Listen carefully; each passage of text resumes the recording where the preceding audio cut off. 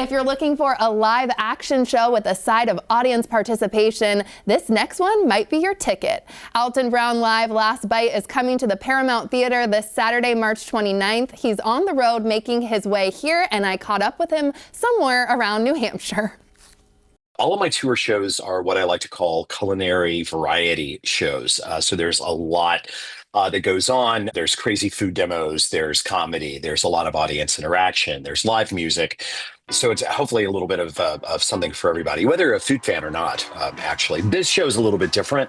It's our fourth, and it'll be my last big tour show. There's a lot more kind of interactive video stuff that goes on. And we have created a demo that is the biggest device that we have ever built. It's 27 feet long, and it only makes one kind of food, but I'm not going to tell you what it makes. You're not you have going to come to the show. Oh. No, I'm not. You'll have to come.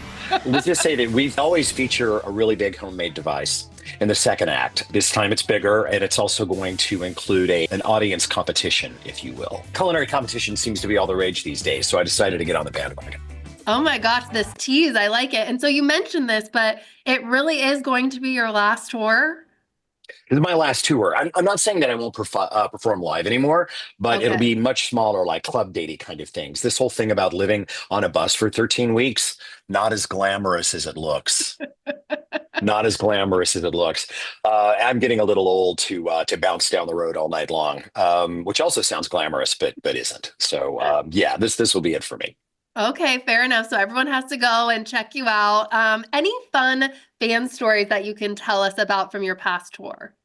The whole reason that I even still do this is because the fans are so great.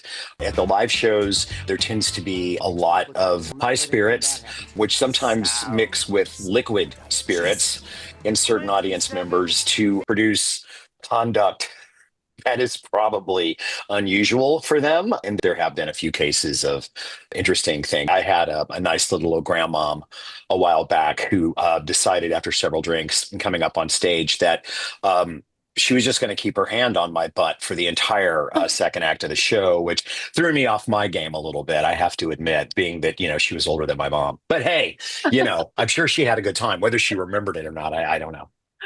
Oh my gosh. In my mind, her name is like Dolores. Like, shout out to you, Dolores. I don't know, but it may have been Dolores. It may have been Dolores. It may have been, Gertrude. Something of that ilk, most certainly.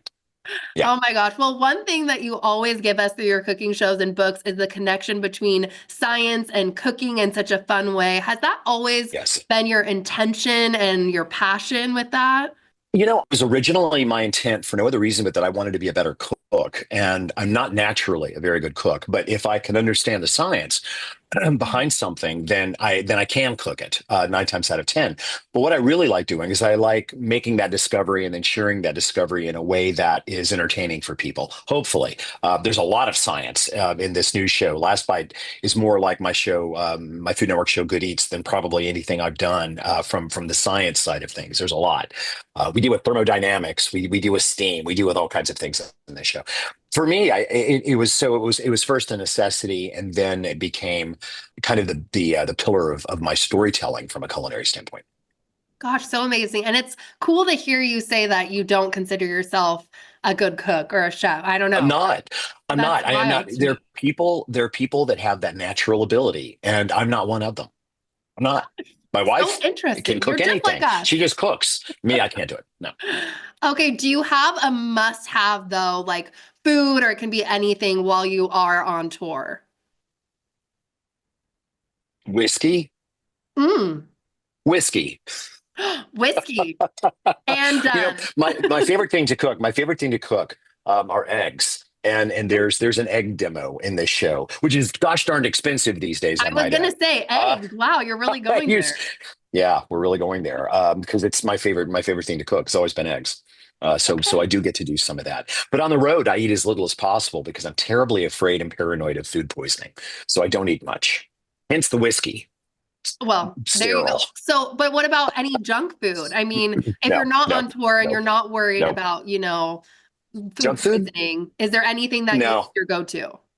I'm one of those people that, I'll sit around and eat nuts all day long, but I guess I guess if you're going to put a gun to my head, I'd say potato chips. But even that, I try to stay away from unless I'm putting something really expensive on it, like caviar, in which case that's different.